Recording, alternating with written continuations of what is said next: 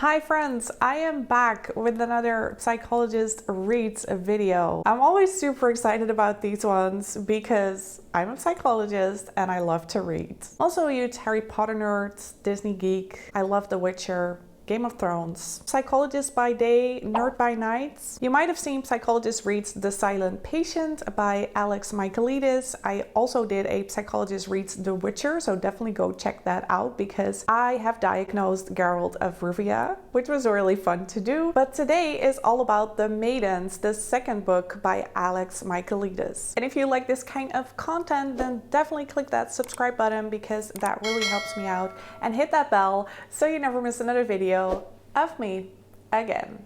Let's get into it.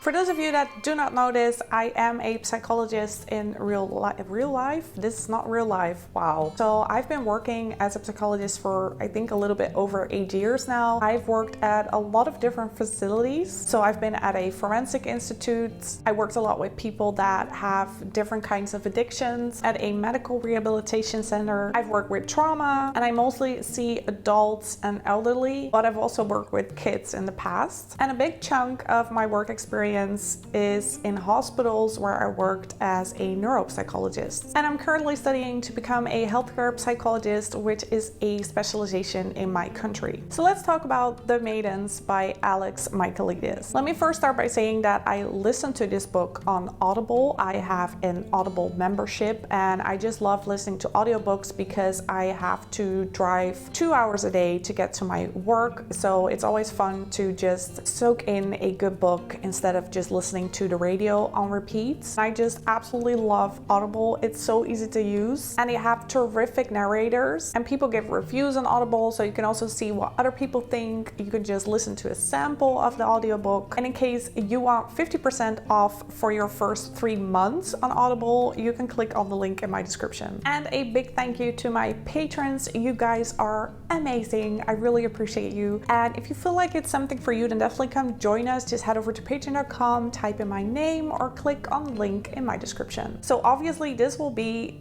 a spoiler review because I'm going to talk about certain situations. So if you haven't read the book yet, you should probably come back to this video when you do. A student is brutally murdered at Cambridge University. She was part of a secret society of female students known as the Maidens. At the head of this society is Fosca, who is a charismatic Greek tragedy professor. Mariana, an aunt to one of the students and a group therapist, becomes convinced that Edward is the killer, even though he has an alibi. When another body is found, Mariana is determined to find the killer. What I liked about The Maidens: the story starts off really strong with some references to Freud. Sigmund Freud could be seen as the father of modern day psychology. He was basically the guy that developed psychoanalysis, even though he was a neurologist. And you may not agree with his theories because it was way back when, and also he had some really extreme ideas about certain things. But by doing that, he actually paved the way to psychology. So there's this reference in the book that is mentioned in chapter 3 where it says that there is melancholy, which is a term that Freud used for people that were in prolonged mourning. And nowadays, that is what we call a depression. There are also some references to Greek mythology, which was very interesting and something that Alex Michaelides also did in The Silent Patient. And there were references to philosophers like Plato. In chapter 5, it is mentioned that Plato says life is a circle. And then the comparison is being made to group therapy, because when you do group therapy, it's pretty much always in a circle. And this is true. I've been a group therapist in the past as well, and what you want to accomplish is an open environment. And one way to do that is use your surroundings by removing all tables, removing everything in the middle, and just place some chairs in a circle. That way people are vulnerable because there's nothing in front of them. And we also try to look at body language. So when people sit with their arms crossed, we try to ask them, why are you doing that? So on one hand, they will feel vulnerable. On the other hand, they will feel safer after speaking up in that circle and getting that safe response from other people that are also vulnerable. And as the group therapist, you're part of the circle, but you're also in the background. And the key to being a good group therapist is basically doing the minimum. So it's all about trying to feel the room. You're giving a little bit of guidance, but it's definitely not about you. So you should not talk. The patients should talk because they are the ones that need to learn that. Another quote in this chapter is, "Boundaries is what therapy is about." And I found that a really interesting quote because I really believe that it is. For example, if you have a trauma in your youth, you will not have learned boundaries properly. Your boundaries will have been destroyed by the traumatic experience. And that is something you can regain through group therapy. I think one of the biggest things that I learn people in therapy, regardless of their problem or their background, is maintaining emotional boundaries. A lot of people that I see give either everything or nothing, and both ends are really unhealthy. So yeah, I really like that quote, "Boundaries is what therapy is about." Another thing that I really liked about the Maidens is the investigative and inquisitive nature of the main character. That really gives you a feeling of this mystery thriller detective book. You want to find out who did it. I also really like the university setting. I mean, Cambridge is an awesome place for a story. Throughout the book, there are these chapters that are from the perspective of the perpetrator, and that is without knowing who the perpetrator is. So you know that he is male, but you don't know his identity. And you can gather a lot from these chapters because he speaks about his childhood trauma. There is some abuse, there is violence. He also talks about his mother, what she did to him, basically neglecting him. And he also talks about his father, who has some of the same tendencies as the perpetrator. And what you can gather from these chapters is that there are antisocial personality traits. And I say traits and not disorder because there is a difference. So what we usually do when you see someone that you suspect has a personality disorder, you let them take a test, and from this test you can deduce if it's needed to do an in-depth interview. And from that in-depth interview, you can conclude if someone has a personality disorder, along with observations and usually a spouse or another family member that you have talked to. But you can also be below the threshold, and in that case we tell people that they have certain personality traits. And in this case, from the perpetrator chapters, we can say that there are antisocial personality traits. There's definitely a recklessness trait, and then there's also the lack of empathy. The perpetrator mentions multiple times that he doesn't feel for other people. And of course, the aggression. And that's also something we hear from his father, because his father killed their dog. There were also some things that I didn't like about the Maidens. First of all, Mariana's serious, and I mean serious, lack of judgment. So Mariana is this renowned and experienced group therapist that mentions several times that she's really good at what she does. But let me tell you, she missed a lot of things, like a lot.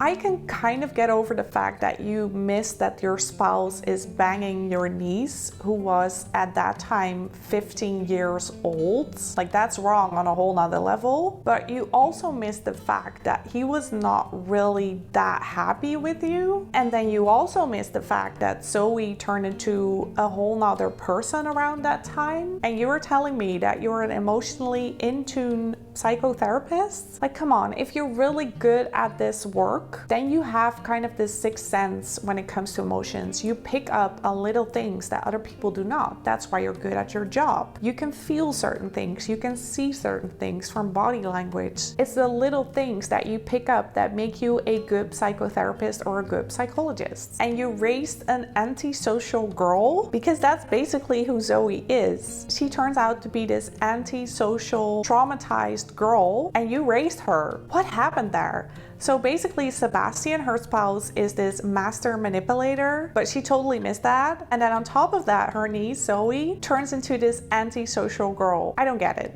You're emotionally in tune, you're a group therapist, you're good at your job, but there's two people in your direct environment that were very unstable and unhealthy. It just doesn't feel credible. There would have been signs. Another thing that I didn't like is that there were a lot of red herring characters for the sole purpose to create suspense. So they didn't really add anything to the story apart from being a suspect for a few chapters. Another thing that I really disliked, and this is wrong on so many levels, not just from a psychology perspective, perspective, but from a lot of different perspectives. All the males go for very young girls. I just couldn't ignore it. There was just this pattern of middle-aged men young girls. And I mean, from 15-year-olds to 20-year-olds. I get it if you mention it once, but there was seriously a pattern. And I just don't get why the author would repeat that so many times. It's almost like there's this hidden message that guys manipulate young women and that men are just worth more and are more important and have this authoritative position towards young girls. And yes, the main character is a woman, but she basically feels and she is manipulated by a man. And then all the men in this story have important positions, and then the girls are these gullible, weak persons. I don't know, I didn't really like that message. And the story gets illogical towards the end. In my opinion, there are quite some loose ends. For example, what's the motivation of Zoe? So she admits to doing these things, but then what's her motivation? She claims that Sebastian is this master manipulator and that he was only with Mariana for the money. But then why wasn't he a master manipulator towards Mariana? And how comes he never noticed anything? Also, Zoe had a psychotic breakdown after the events in the final chapters. A psychotic breakdown, also known as a mental breakdown, is usually rooted in a psychotic disorder, but it is also possible that severe depression, anxiety, bipolar, or other conditions can result in psychosis, when the stress and pressure that they experience has increased to an extent that they can no longer cope. And yes, it is very hard to get to the bottom of the cause of these symptoms,